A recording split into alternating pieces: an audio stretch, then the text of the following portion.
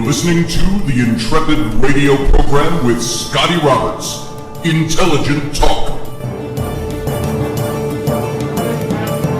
Well, happy Friday, folks. This is Scotty Roberts. We've reached the last day of the week before the weekend. I hope you're all in one piece and looking forward to enjoying your weekend. Welcome to my program, the Intrepid radio program, right here on the Odyssey Radio Network. That's ODYSY1.com. Come on over, see all the goodness that's Odyssey Radio, and of course all the different outlets where you can pick this show up in its audio format. Now come over as well right now to my YouTube stream where we're playing the simulcast of this broadcast in video. The best part of the YouTube channel is the live chat room that's going on right now. You can participate with everybody else there if you'd like, or just sit and watch things, and come and join the Intrepid family and enjoy yourself. And so, welcome to the program tonight. We just wrapped up our series on Native America and the taking of the American West. Now, we didn't focus a lot on the colonial times and the push eastward, or from the east. We focused more on the Plains Indians and what was happening beyond the Mississippi River and west, which was originally the permanent Indian region, territory. What did they call it? Permanent Indian, wasn't a reservation, it was the territory. And we saw how that was whittled away bit by bit. We saw the atrocities committed by our government to expand the United States. Now, there were some very bad players in place during this time. There were those who were apathetic and showed some support on one hand, and on the other hand, supporting all those who wanted to make money off of the Indian Territory. And so we saw one of the biggest blots on American history. Slavery, you could say, was even worse, but keep in mind, when we had slaves in this country, before the abolishment of slavery, we were in a world paradigm where slavery existed. And it was our country, the United States of America, that was the first to put forth that all men are created equal, and they saw the inconsistency in slavery. And so we eventually abolished that. We see now, let's bring us all up to present day, how there are still people who feel they are oppressed because they are the descendants of slaves. Despite the fact that, and I've said this before, in my lifetime, I was born in 1960.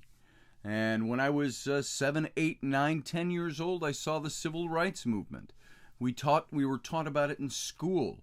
I did not see anything but equality for people of color that I grew up with. Two of my best friends were the Native American brothers, Charlie and Delano, down the street from us. I didn't have many black friends because I didn't live in an area where there were a lot of black people. But there were a few in our school. And now today, that same suburb in North Minneapolis, Brooklyn Center, there's a lot of minorities that live up there. It's a different area than it was when I was growing up in the late 60s and all through the 70s. But what I want to say about that is that we live today in a world that's different than it was 250 years ago. That's different than it was 150 years ago, 100 years ago even. That does not mean that people do not exist who still harbor those same prejudices, those same racisms, those same dehumanizing factors about them. You have to, in order to demonize someone, you must first dehumanize them. Or maybe it comes the other way around. You demonize and dehumanize. That's how you can subjugate. That's how you can treat them and mistreat them with any kind of mistreatment label you want to put on it. So the United States has a pretty bleak past in a couple of big areas. But does that mean that America is not great? Do we not have greatness in America anymore? And it leads us to today, especially when we're seeing all the riots, Black Lives Matter, race riots, people protesting, killings. And by the way, we hear about killings a lot more because we have 24/7 news and we have internet that covers every second of every day in every city around the country and around the world, frankly. So, are we hearing more about these things nowadays? Is it really more atrocity than we've seen in the past, historically? Is America great beneath all the bemoaning and the pissing and the moaning and perhaps the righteous protesting from some people? What's great about America? If you look back, if you know, you're all old enough to have lived through this, you look back to the aftermath of the terrorist attacks of September 11th in 2001. That's almost 20 years ago that the Twin Towers were taken down. We heard a great deal about why they hate us, the rest of the world, and why America is so bad. And in the meantime, we've endured lengthy lectures from multicultural activists about America's history of slavery, our diminishment of the Native American peoples, leftist subjugation of their peoples, the stealing of their land, the broken treaties. Not a single one was ever kept. And so leftists continue to fulminate about American foreign policy, which they blame for most of the evils in the world. America is the great Satan. And cultural pessimists, and some of them are even conservative, deplore the materialism of American life and the excesses and the degradation of American culture. Look around you, folks. We have a lot more, even some of the poorest of us have a lot more than some who are considered well-to-do in other countries. So clearly, anti-Americanism doesn't just find supports in cafes in Cairo or Tehran or Paris. It's also a homegrown phenomenon. We're seeing that today. So in the view of America's critics, both domestic and foreign America can do no right, is no good. There is no goodness on which we can capitalize in America.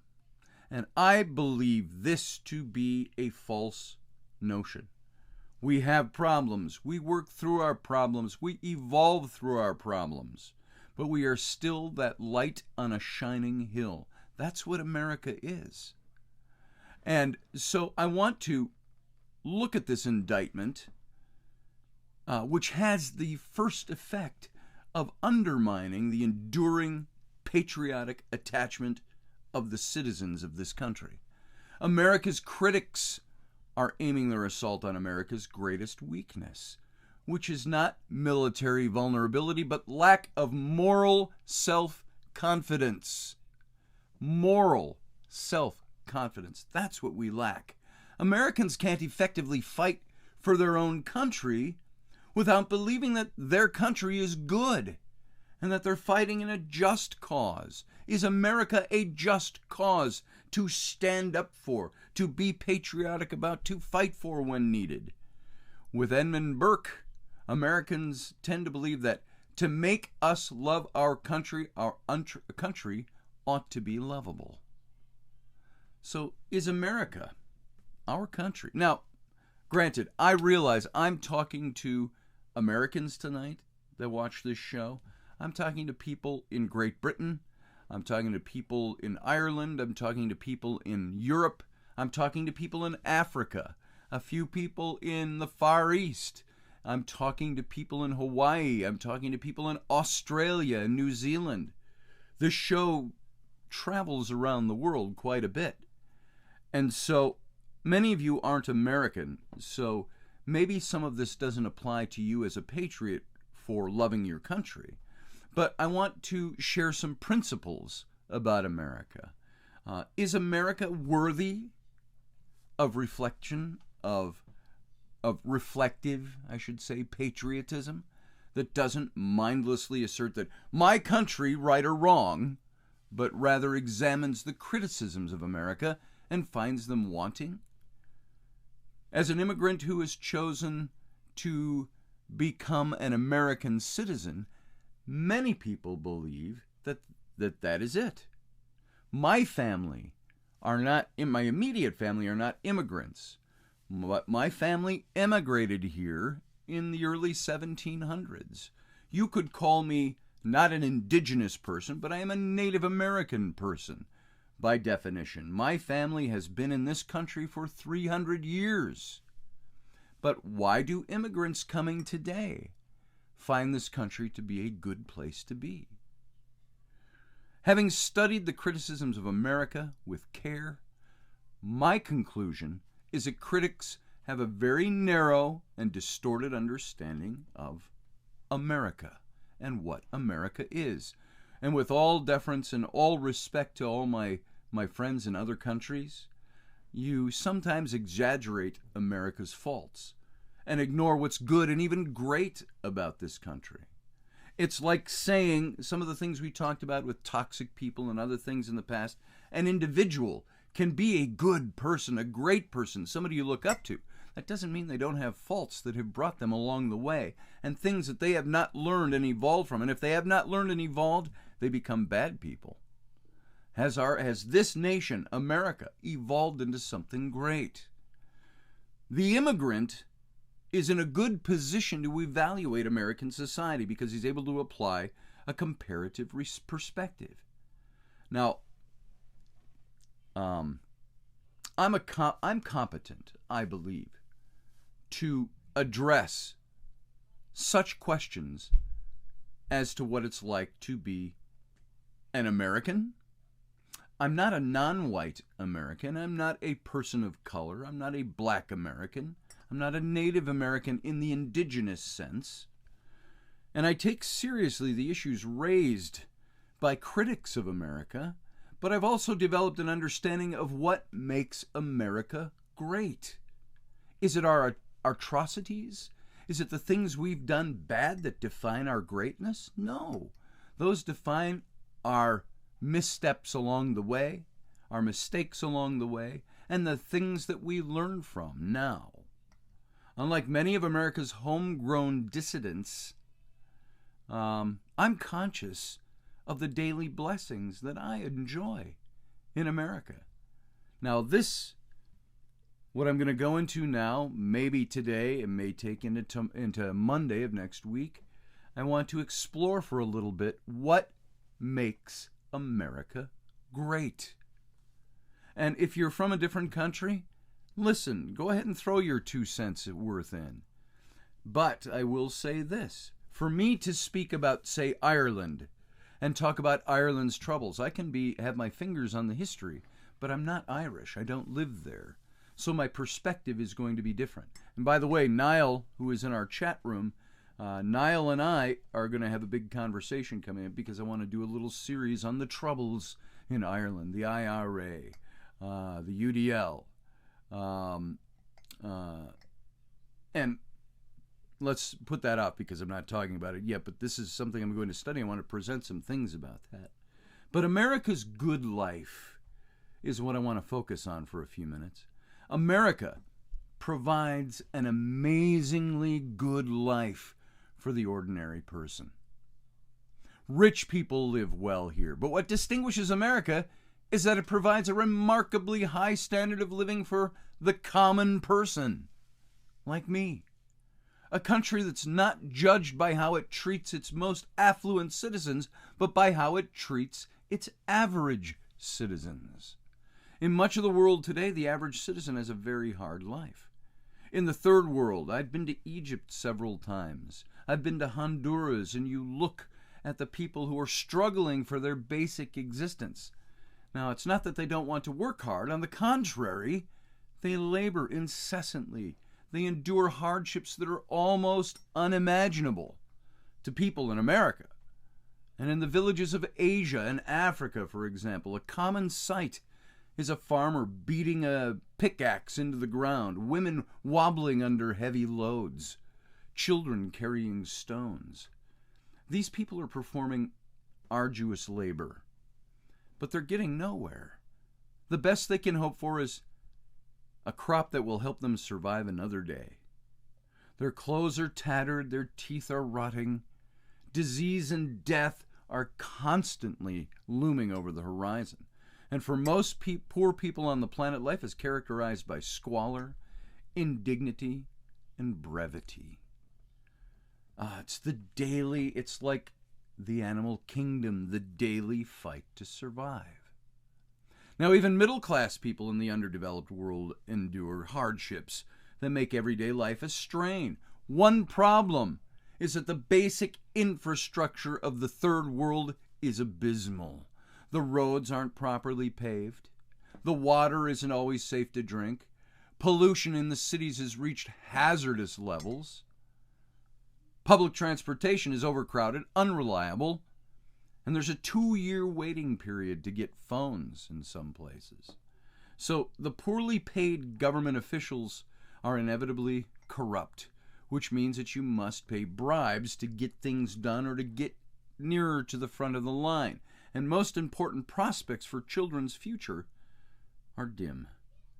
Now, in America, immigrants immediately recognize the things that are different. People who come here from those countries immediately see what is different about America. The newcomer who sees America for the first time typically experiences emotions that alternate between wonder and delight. Here's a country where everything works. The roads are clean and paper smooth, well, with some exceptions. Go downtown Detroit, it's not that way. The highway signs are clear and accurate. Public toilets usually function properly. When you pick up the telephone, you get a dial tone.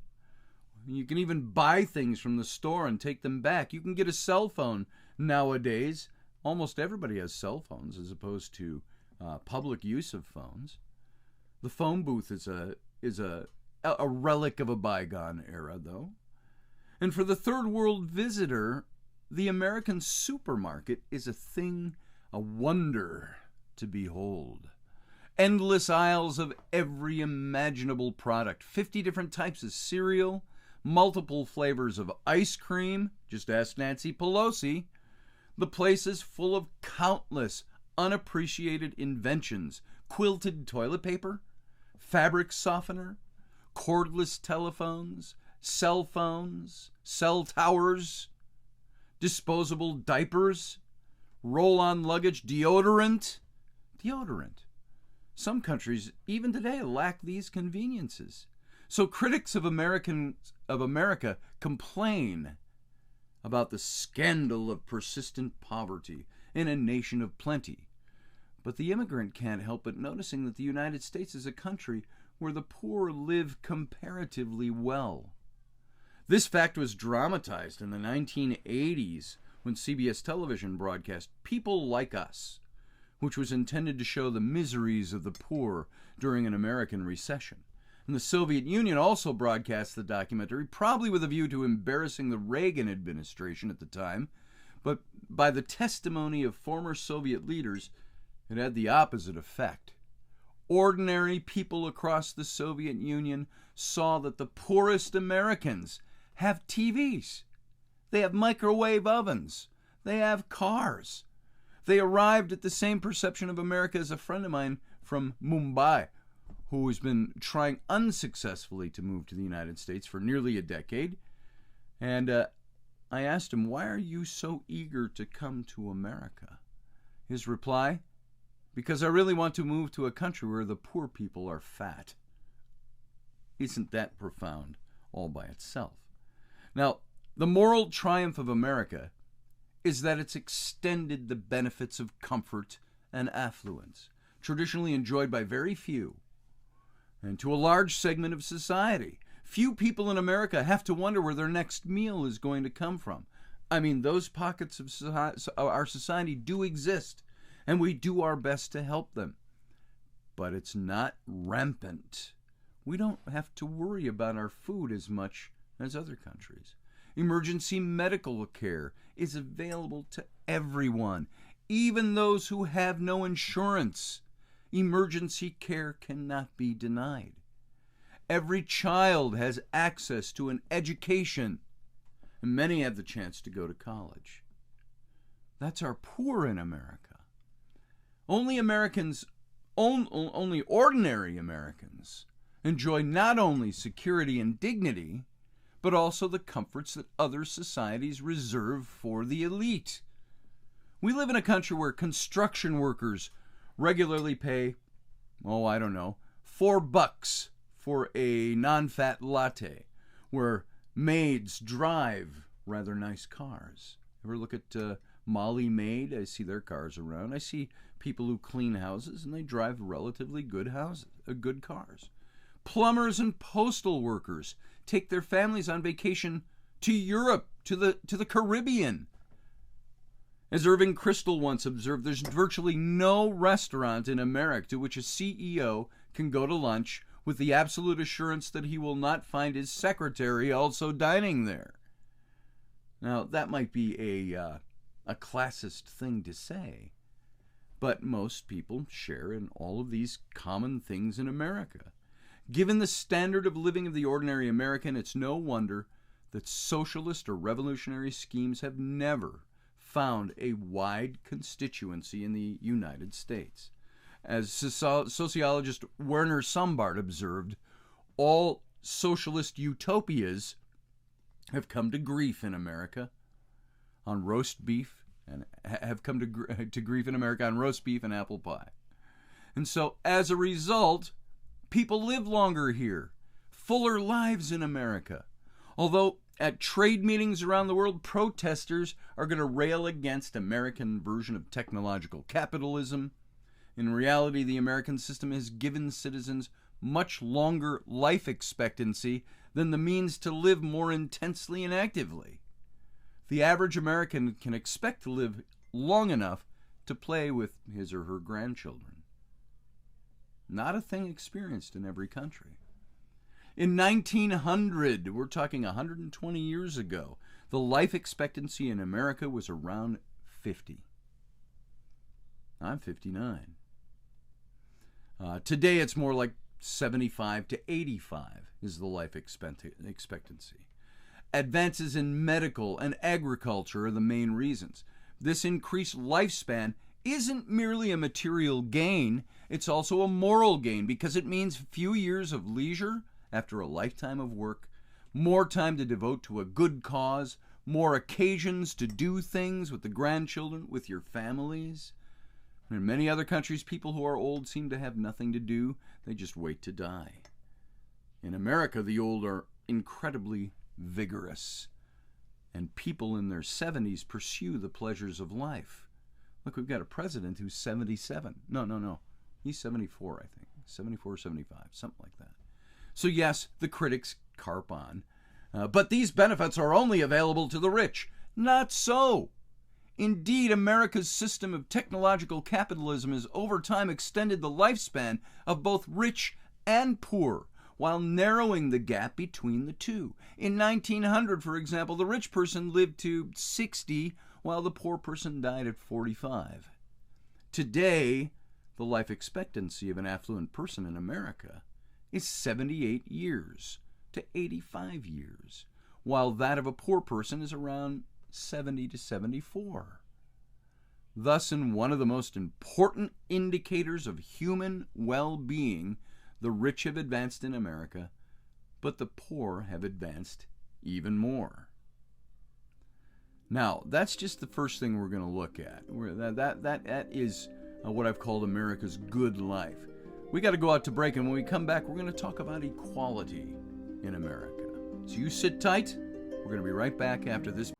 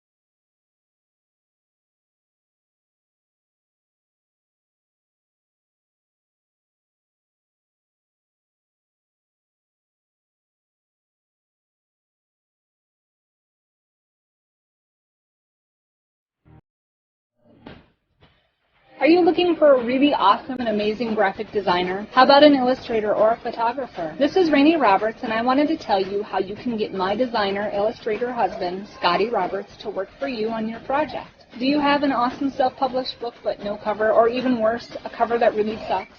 Do you need a kick-ass logo for your company or some f***ing awesome graphic designs for your ads or website? Then get in touch with my husband for the best f***ing awesome kick-ass design and illustration. He knows his stuff, and he's been at this for more years than I've been alive. Go to ScottAllenRoberts.com. That's Scott with 2 T's, ALANROBERTS.com to take a look at his online portfolio of work, or call 651-468-8115. Now go out and kick some ass with some kick-ass graphic design. Hire my dad, so he can take me to Disneyland. All right, gang, we're back. Thanks for sitting on through that break. This is Scotty Roberts. You're listening to the Intrepid radio program right here on the Odyssey Radio Network. That's ODYSY1.com, where you can come over and find all the goodness that's Odyssey Radio and find all the places where you can listen to this show in its audio format. Now you can also come over to my YouTube channel, youtube.com/Mr. Scotty Roberts. Join the other Intrepids in the live chat room going on right now and join us for the show. You're going to enjoy yourself.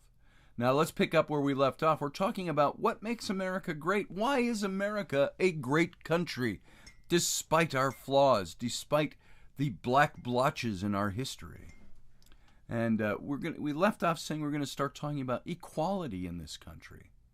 That's one of the things that makes this country great, despite what you might see in the news, what you might hear with the protesting. That's a segment of society that's saying there is no equality here, but there is equality here. As I have said many times before, just speaking about the black community alone, I started mentioning this, I grew up in the civil rights era. I've grown up watching black kids rise to high positions in companies, CEOs of companies. I've worked for ad agencies where there were black people that were in the higher echelons of the company. I have seen black judges. I have seen black senators, legislators, members of Congress. I have seen black Supreme Court justices. I have seen a black president. And, people will brush that off as saying, well, those are just token. No, this is America. This is what happens here.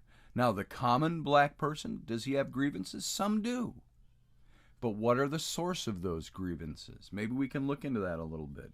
But critics of America allege that the history of the United States is defined by a series of crimes, slavery, genocide visited upon African Americans and Native Americans, American Indians. Even today, they say America is a racist society. Now, the critics demand apologies and reparations for these historical offenses. They seek financial reparations for minorities and African Americans. But the truth is that America has gone further than any society in the history of the world in establishing equality of rights. Are we perfect yet? No. But we started with all men are created equal, men meaning humanity, and endowed by their Creator with certain unalienable rights, and among these are life, liberty, and the pursuit of happiness. We weren't perfect when we started that, but we are evolving still. So let's begin by asking whether the white man was guilty of genocide against Native Americans. This is something we just covered over the last 7 weeks. Now, as a matter of fact, the white man was not guilty of genocide against Native Americans. As William McNeill documents in Plagues and Peoples, his book, great numbers of Indians did perish as a result of their contact with whites and whites trying to take what they had. But for the most part, they died by contracting disease, smallpox, measles, malaria, tuberculosis, for which they'd not developed immunities. Many tribes, however, did see the attack of the white military to take out their tribes. There were those in power who wanted really to make the phrase real, the only good Indian is a dead Indian. Maybe some attempted genocide, and the United States, we officially set out to move them off their land and to take what they had as a conquering horde. But we also gave a lot of these sicknesses and illnesses to the Native American peoples. Europeans themselves contracted the same lethal diseases, including the bubonic plague from Mongol invaders from the Asian steppes. The Europeans didn't have immunities, and the plague decimated 1/3 of the population of Europe, and yet, despite the magnitude of deaths and suffering, no one calls this genocide. Now, I think it would be really easy, and I've seen justifications from people to try to whitewash, pardon the pun, the attempted genocide of some who were high up in the American government. But you also saw, as we saw through this series, many of the people that were out there, the generals, the colonels, the captains, the lieutenants, the common soldiers, while they hated the Indians and they were forced to fight against them, they found it later that they needed to honor them, they needed to respect them, they needed to fight for them. We saw that many times over. So there's a mixed message here. I'm not here to present a whole case on that, but I do want to say that white America, while it may, some in its corners of high government may have sought to wipe out the Native Americans, most white Americans stood for their rights. And of course, we say, how convenient after we took their land and settled on their land. I think it's understanding and growing and realizing the blots on our past that have brought a lot of people to the fore, like me. I'm a big advocate of Native American rights, but I'm not Native American in the indigenous sense. So there was a lot that went on. There was no genocide. I think that was the official term for moving the people off their land. There was land grabbing and land hunger and greed. And that drove the Indian almost to extinction. Some tribes are extinct, but the Native American is here. And so we are doing everything, even as lately as, again, for the 10th time I repeat, the Supreme Court ruling of just a month ago that recognized that the United States needs to keep its promises in the reservation treaties. Let's move on from that. So what about slavery? No one will deny that America practiced slavery, but America was hardly unique in this respect. We've talked about this a little bit before. Indeed, slavery is a universal institution that in some form has existed in all cultures. In his study, Slavery and Social Death, the West Indian sociologist Orlando Patterson writes, slavery has existed from the dawn of human history to the most primitive of human societies and in the most civilized. There's no region on earth that has not at some time harbored the institution of slavery. The Sumerians and the Babylonians practiced slavery, as did the ancient Egyptians, the Chinese, the Indians, the Arabs, and all had slaves. Slavery was widespread in sub-Saharan Africa, and American Indians had slaves long before Columbus came to the New World. So what's distinctly Western is not slavery, but the movement to end slavery. Abolition is a uniquely Western institution. The historian J.M. Roberts, no relation, no civilization dependent on slavery has ever been able to eradicate it except the Western civilization. Now, of course, slaves in every society don't want to be slaves. The history of slavery is full of incidents of runaways, slave revolts, and so on. But typically slaves were captured in warfare, and if they got away, they were perfectly happy to take on other people as slaves themselves. That's in human history. Now, of course, we've seen dehumanization and demonizing of people of color in this. And there are pockets in our society, even nowadays, that are remnants of the Old South, where I think, what was it, only 13% owned slaves, even at the time of the Civil War. So never in the history of the world, outside the West, has a group of people eligible to be slave owners mobilized against slavery. This distinctive Western attitude is reflected by Abraham Lincoln when he said, "As I would not be a slave, so I would not be a master." Lincoln doesn't want to be a slave. That's not surprising.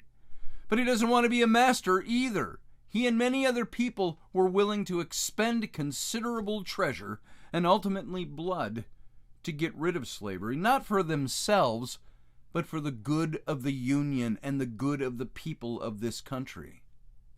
The campaign to end slavery was much harder in the United States than in Europe for the simple reason that the practice of slavery had become so entrenched in the American South.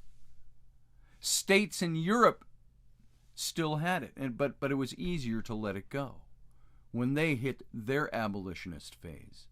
Now, the uniqueness of Western abolition is confirmed by little-known fact that African chiefs who profited from slave trade sent delegations to the West to protest the abolition of slavery. To protest the abolition of slavery. And it's important to realize that the slaves were not in a position to secure their own freedom. The descendants of African slaves owe their freedom to the exertion of white strangers, not to the people in Africa who betrayed and sold them. That's an interesting thing you don't hear much about, is it? I'm not saying the white are the great saviors of the African race in America. What I'm saying is it's white culture in this country that abolished the practice here. So surely, and that's not to point out any separation and difference in race. It's to point out the fact that the narrative you might hear today is not necessarily so. This country, yes, was founded by white Europeans. Yes, now involves, inclusive of every race on the planet, every culture on the planet. But it started by the same whites who founded it, their descendants saying, we need to move beyond where we are. And they abolished slavery. Now, surely all of this is relevant to the reparations debate. A trenchant observation on the matter of reparations was offered years ago by Muhammad Ali, the late famous boxer. And after his defeat of George Foreman for the heavyweight title, the fight was held at the African nation of Zaire.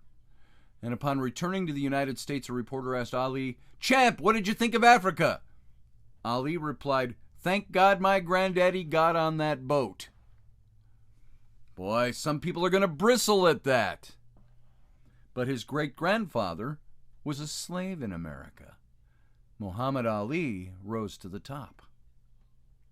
Now, there's a mischievous pungency to Ali's remark. But behind it's an important truth. Ali is saying that although slavery was oppressive for people who lived under it, their descendants are in many ways better off today. The reason is that slavery proved to be the transmission belt that brought Africans into the orbit of Western prosperity and freedom. Blacks in America have a higher standard of living and more freedom than any other comparable group of blacks on the continent of Africa today. But what about racism? Everything's racist nowadays. I have said many times that when everything is racist, nothing is racist. We have overused, misused, abused that term in our culture. Racism continues to exist in America. It's a very real thing, but it exists in a very different way than it did in the past. Previously, racism was comprehensive. It was systematic. Now it's more episodic. I don't believe it's systemic. Because a system is an amoral thing. It's a thing we create. Who today supports a systemic system of racism? Nobody. And if they, well, let me take that back. Almost nobody. So today, systemic racism is only supported by those in small pockets that want to see racism persist. And they don't even define it that way. But it's being done away with. It's still a work that's going on. Racism today is potent enough to prevent children. Well, look at this. A recent debate with Jesse Jackson, the Reverend Jesse Jackson. Not my debate, somebody else's. In a recent debate with him, he was asked to show how racism today is potent enough to prevent his children or anyone else's from achieving the American dream. Where is that kind of racism, was asked. Show it to me. Now, Jackson fired off a few of his famous rhyming sequences. I may be well dressed, but I'm still oppressed, he said, and so on, but conceded that he couldn't meet any challenge that was offered him on that question. He noted that just because there was no evidence of systemic racism, he could not conclude that it did not exist. Rather, he insisted, racism has gone underground, he said. It's no longer overt, but covert. And it continues to thwart African Americans and other minorities from claiming their share of the American dream. Now, I will tell you again, I go back to my own upbringing, my own growing up in America, and the people I knew of color had just as much opportunity as I had. As a matter of fact, in some places more. There were jobs, at least one job I emphatically know of, that I didn't get because they needed to hire somebody under affirmative action. So in my view, what Jesse Jackson said and that whole notion is complete nonsense. This whole notion that African Americans and other minorities are being kept from claiming their share of the American dream. I'm grateful to the activists of civil rights and the civil rights movement for their efforts to open up doors that would otherwise remain closed to people of color. But at the same time, I'm struck by the ease with which Martin Luther King Jr. and the civil rights movement won its victories, and by the magnitude of white goodwill in this country. In a single decade, from the mid-1950s to the mid-1960s, America radically overhauled its laws through a series of landmark decisions. Brown versus Board of Education, the Civil Rights Act of 1964, the Voting Rights Act, the Fair Housing Act. Through such measures, America established equality under rights of the law. And that's not because we were actively pursuing the things that we fought against. It's that they were leftovers from a bygone era. And of course, the need to enforce non-discrimination provisions continues. But for nearly half a century, blacks and other minorities in this country have enjoyed the same legal rights, the same claim to possessing the American dream as the whites in this country. Now, actually, this isn't strictly true. For a few decades now, blacks and some minorities have enjoyed more rights and privileges than whites. Oh, I'm going to get the protesters on this one. The reason that is that America has implemented affirmative action policies that give legal preference to minority groups in university admissions, jobs, governmental contracts. Such policies remain controversial, but the point is that they reflect the great lengths to which this country has gone to eradicate discrimination, to eradicate racism, to eradicate oppression.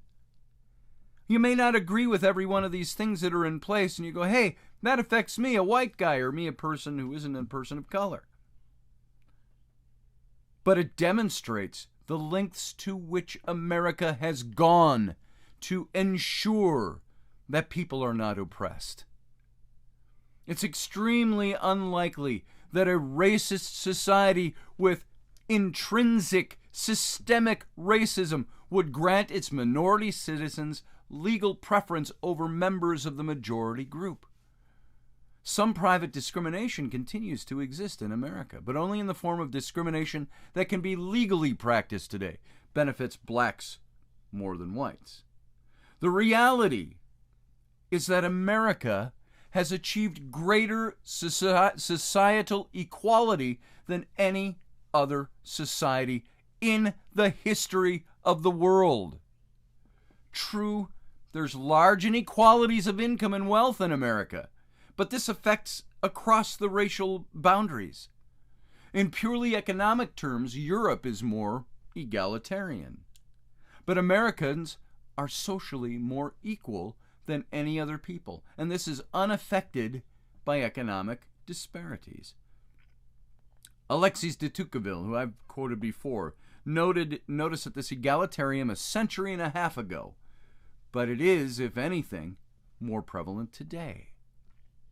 In other countries, if you're rich, you enjoy the pleasure of aristocracy, which is the pleasure of being a superior person. In India, for example, the rich enjoy the gratification of subservience, of seeing innumerable servants and toadies grovel before them, attend to their every need, because of their caste system.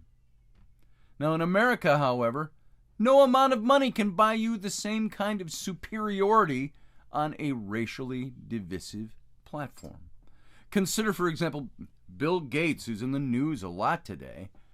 If you were to walk the streets of America and stop people at random and say, "Hey, here's a $100 bill. I'll give it to you if you kiss both my feet," what would the typical American response be? I mean, after they punched him in the face. Even the homeless guy would tell Gates to go to hell. The American view is that the rich guy may have more money, but he isn't fundamentally better than anyone else, and that is an earmark, a hallmark of American equality. The American janitor or waiter sees himself as performing a service, but he doesn't see himself as inferior to those he serves. And neither do his customers see him that way. They're generally happy to show him respect and appreciation on a plane of equality. America is the only country in the world where we call the waiter sir, as if he were a knight. Ma'am. I do that. I'm in a restaurant. I don't snap my fingers at the help. Now, are there unscrupulous, stupid, idiotic people who still do that? Yeah, there are. But that is not the general of America. The general setting of America is equality, even if there is economic disparity. So equality. Everybody in this country is equal. We may not be equal on the economic scale, but that's because we have freedom. We don't take what you have and distribute it equally to everyone else. That's socialism, that's communism. In a nutshell. Everybody has the ability to rise to the top because we have systemic equality in America, even though there's stuff we still work on today. What about this whole thing in the Constitution about the pursuit of happiness? That all people are created equal and endowed by their Creator with certain unalienable rights, that being the foremost being the right to life, liberty, and the pursuit of happiness. America offers more opportunity and social mobility than any other country in the world. In much of the world, even today, if your father's a bricklayer, you might become a bricklayer. Most societies often limited opportunities for and little chance of true social mobility. Even in Europe, social mobility is relatively restricted. When you meet a rich person, chances are that person comes from a wealthy family. Now, that's not to say that ordinary citizens can't rise up and become successful in France or Germany or England, but such cases are atypical. Much more typical is the condescending attitude of the European old rich toward the self-made person, the nouveau riche, who's viewed as a bit of a vulgar interloper into the higher classes. So in Europe, as in the rest of the world, the preferred path to wealth is through inheritance. Now that's changing because you're seeing a lot of young people work their way to wealth rather quickly.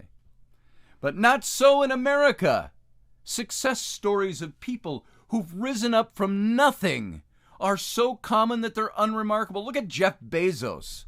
I posted something about him a few weeks ago. Jeff Bezos, the owner of Amazon.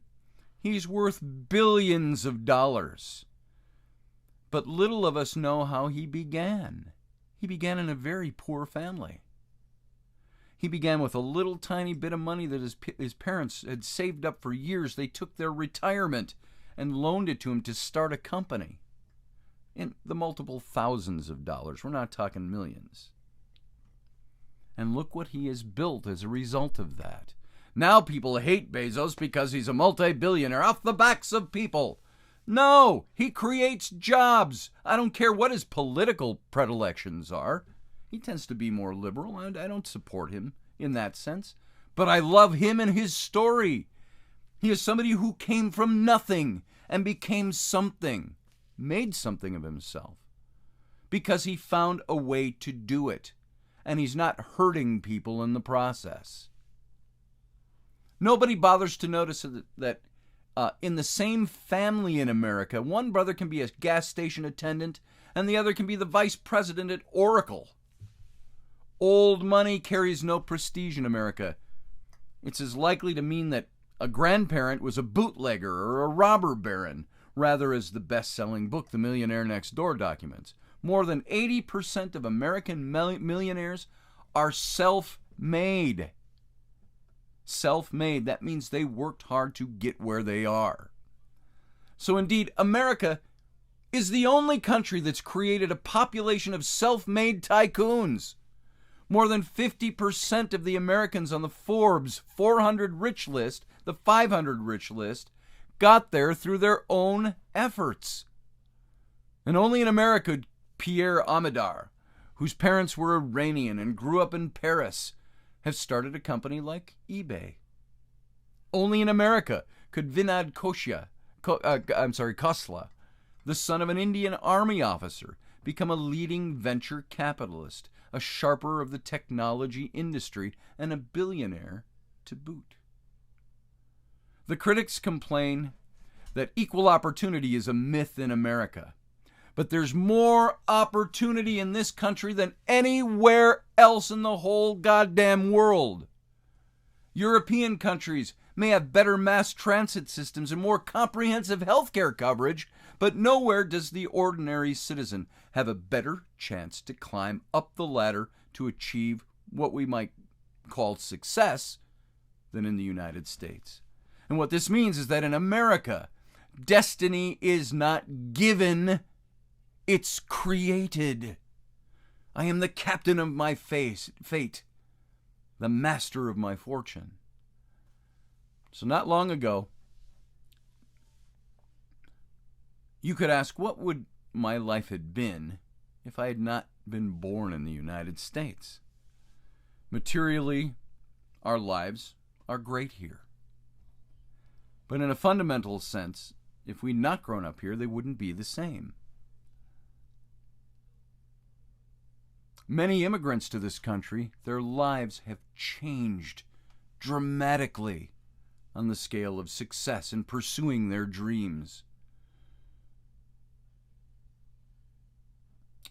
Let me illustrate the example of a well-known person. I don't need to name him. His sister in India got married several years ago, and his parents began the process of planning his sister's wedding by conducting this comprehensive survey of all the eligible families in their neighborhood. First, they examined primary criteria as religion, socioeconomic position, educational background. We do some of that even here in America, individuals. Then this person's parents investigated subtler issues, the social reputation of the family, the character of the boy in question, rumors of a lunatic uncle, and so on. So finally, this person's parents were down to a dozen or so eligible families, and they were invited to their home for dinner with suspicious regularity. And this person's sister was, in the words of Milton Friedman, free to choose, quote unquote. My sister knew about and accepted that arrangement, and she's now happily married, says this person. I'm not quarreling with the outcome of this, but clearly his sister's destiny was to a considerable extent a choreographed destiny. This was in India, another country. But by coming to America, they've all broken free of that, of those traditional confines. America is the one place where you can excel and not be held down to a caste system or a system of social traditions that are supposed to be met. You can marry cross-culturally, cross-racially, cross-economically. That happens every day. So America is great. We got more we're going to talk about on this on Monday. We're sadly out of time. So folks, stay tuned over the weekend. Sunday morning, 9 a.m. Central Standard Time for It's Sunday. And you have a good weekend. We'll see you back here on Monday.